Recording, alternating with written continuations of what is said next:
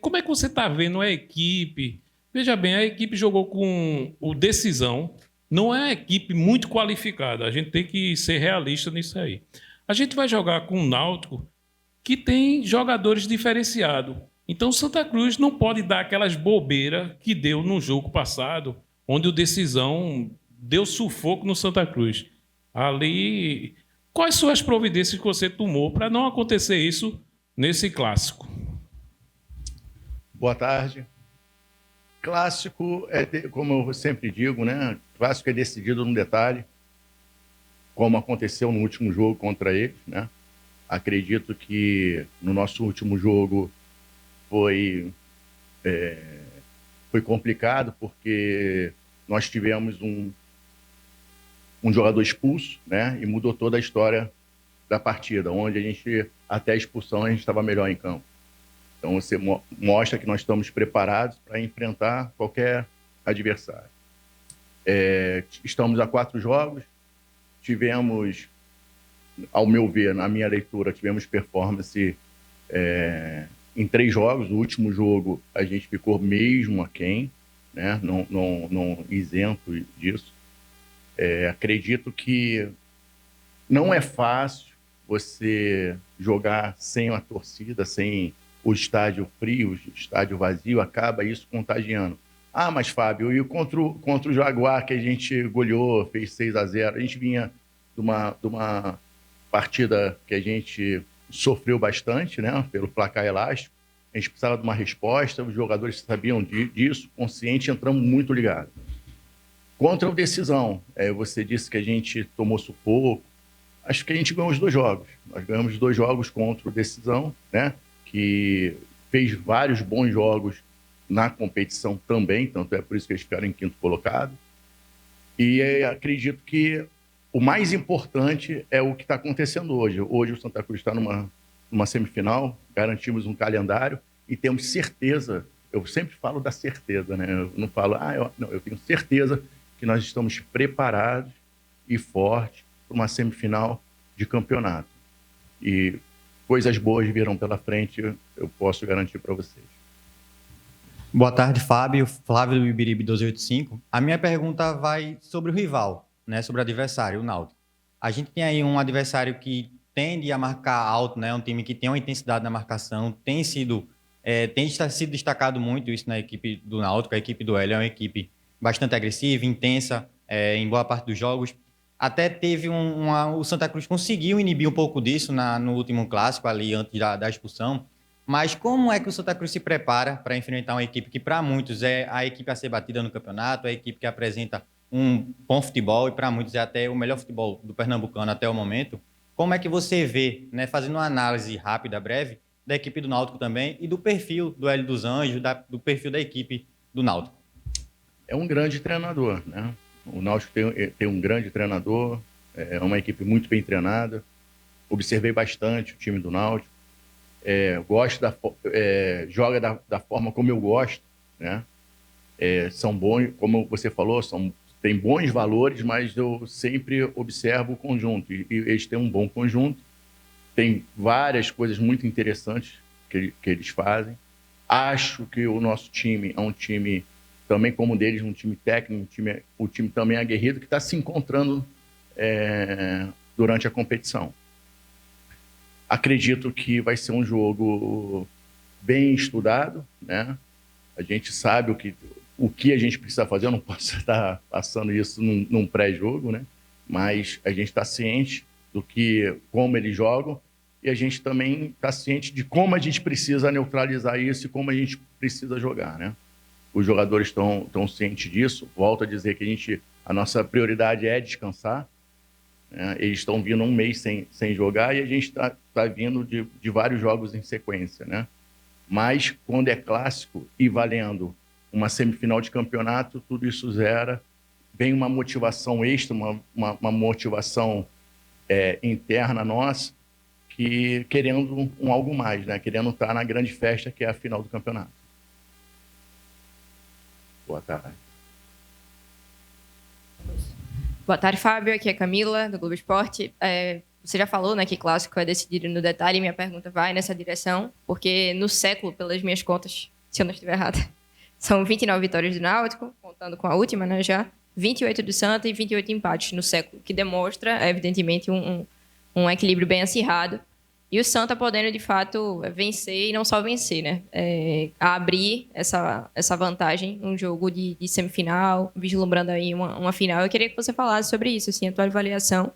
Chegando, evidentemente, agora, leia-se. Eu sei que você já está no clube desde 2025, mas, de fato, como auxiliar, interino, trabalhando como atual técnico do clube, como é que você avalia esse equilíbrio das equipes nesse histórico, principalmente o peso desse clássico, para você, para sua carreira, amanhã? Obrigada. Obrigada.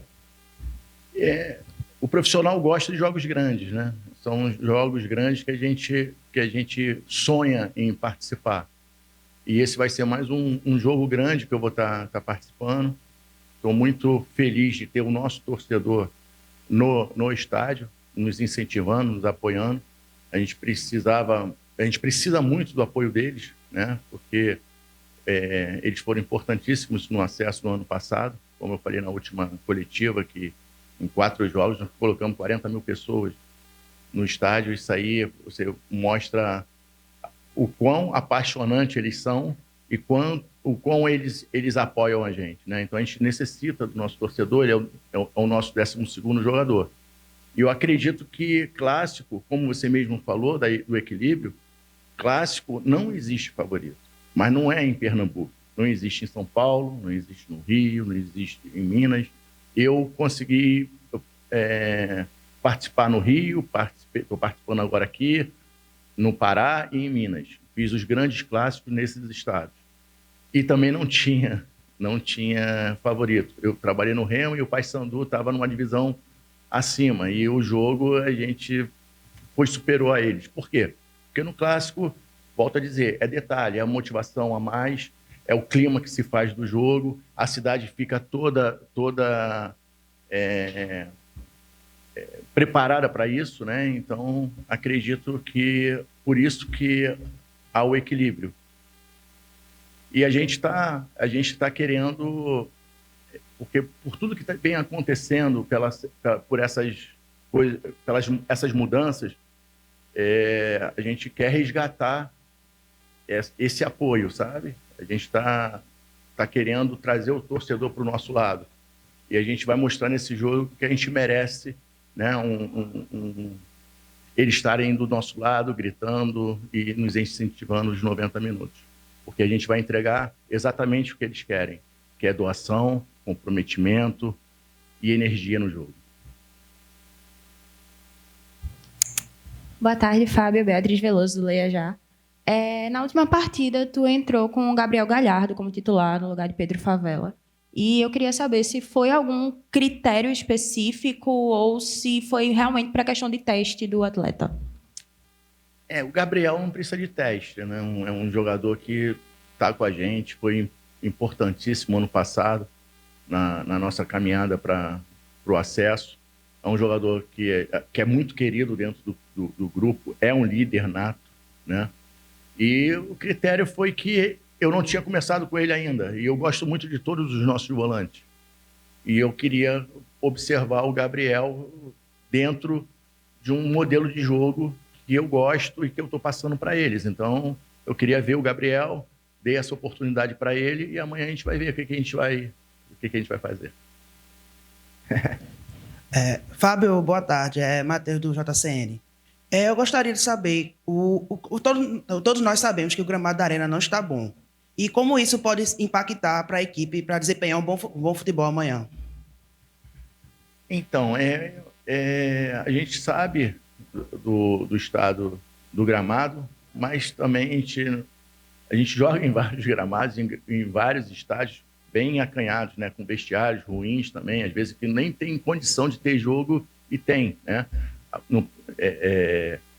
Eu acredito que a Arena, todo com a nossa torcida, toda essa atmosfera vai ser mais positivo do que negativo, né? Então, o gramado, a gente se tiver ruim, a gente muda a forma de jogar, a gente começa a repaginar, a gente vai se adaptar de acordo com o que está. Eu não vi, né? A gente vai ver isso na hora, mas acredito que essa mudança foi positiva. Eu prefiro estar junto do nosso torcedor do que estar na nossa casa sem ter eles nos apoiando.